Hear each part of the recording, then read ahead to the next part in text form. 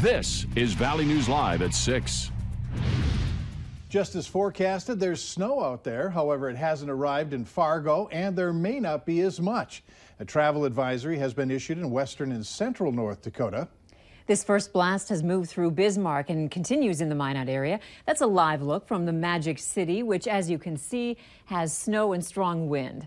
For the impacted areas, the storm is creating hazardous driving conditions and reduced visibility. Other cities affected are Jamestown, Valley City, Edgeley, and Williston. Well, here in the FM area, nothing to worry about. The best advice is if you do have travel plans and you run into anything nasty out there as far as weather conditions, let up on the gas and lose the cruise control. Let's check in with Hutch for a first look at the forecast. And Hutch, you had indicated just a few minutes ago that within the last hour, there have been a lot of changes. Yeah, a lot of changes to the watches, warnings, advisories, and such posted by the National Weather Service, because as this storm has developed and moved into the northern plains, we're starting to see things take shape.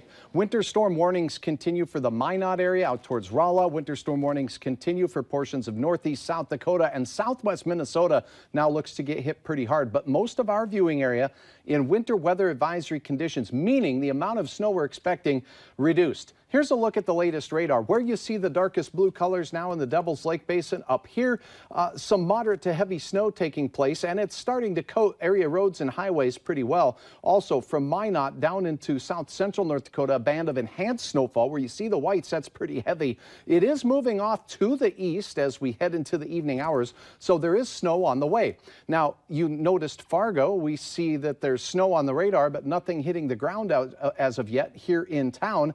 And that's one of the other aspects of the storm. Your forecast shows we are expected to see snowfall as we go through the late night and overnight hours. It will be prolonged, but overnight the heaviest snow will fall in northeast South Dakota and southwest Minnesota as opposed to our southern counties. So that means much of our Saturday pretty quiet. Still 3 to 6 inches in and around Devil's Lake and the James River Valley.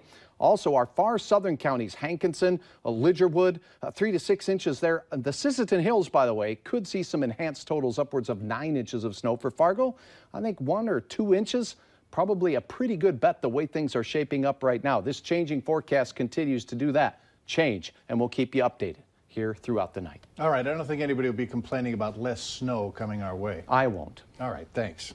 Okay, it might not feel like it, but we are in the spring season, meaning the snow we're getting is wetter and heavier.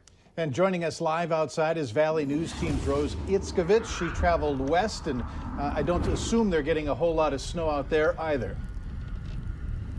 Yeah, Mike and Andrea, we've been out here in Buffalo for about an hour now. Not so much snow, as you said, but certainly not getting any warmer on this beautiful spring day. As you can see, if you look down at my feet, you can see there's a little bit of hail on the ground. It's kind of coating it now, so it's not really letting up now. But as the snow gets thicker with this spring weather, your snowblower may plug up. And I spoke with an engineering professor at NDSU who teaches safety on that machinery. And he says no matter what you do, do not stick your hands and fingers in that snowblower until everything is completely stopped. We put hands in, yes, we'll lose fingers or even arms. I mean, the equipment is strong enough that it's not just going to be a cut. It's going to be major damage.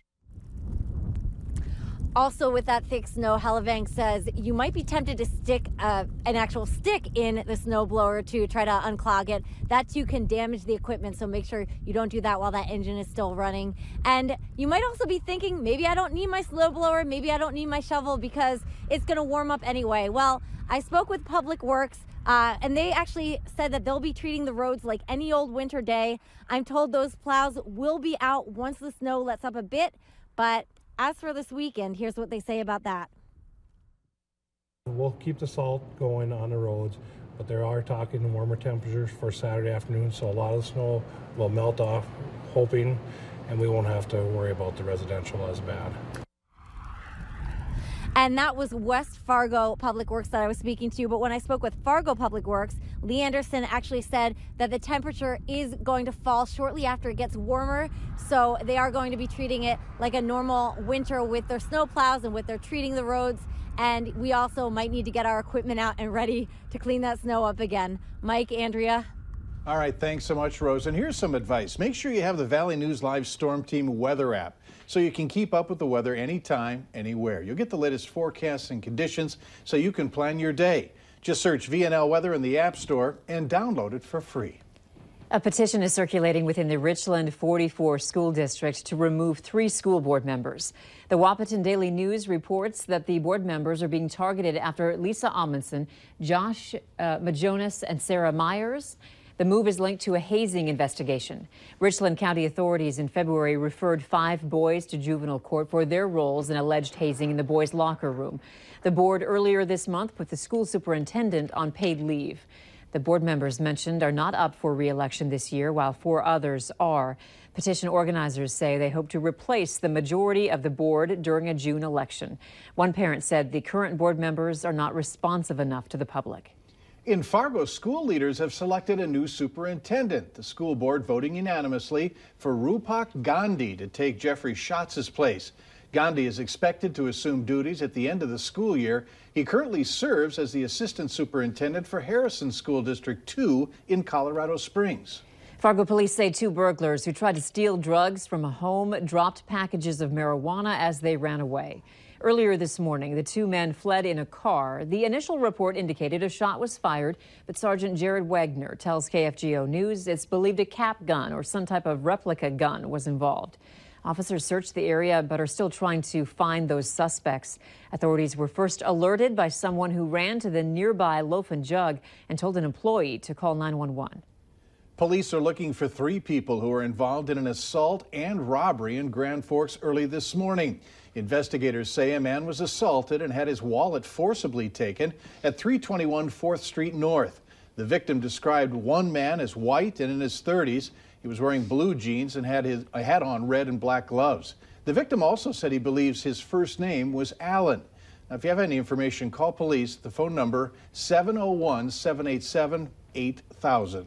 Fargo and West Fargo police departments have teamed up in a new YouTube video explaining the North Dakota overdose and immunity law. These criteria are met.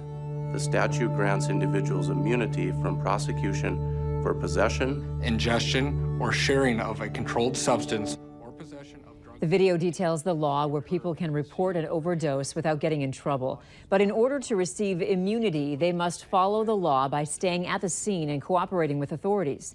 West Fargo Police Chief Heath Yonke says the area's officials came together to let people know they can trust the law. This law is on the books.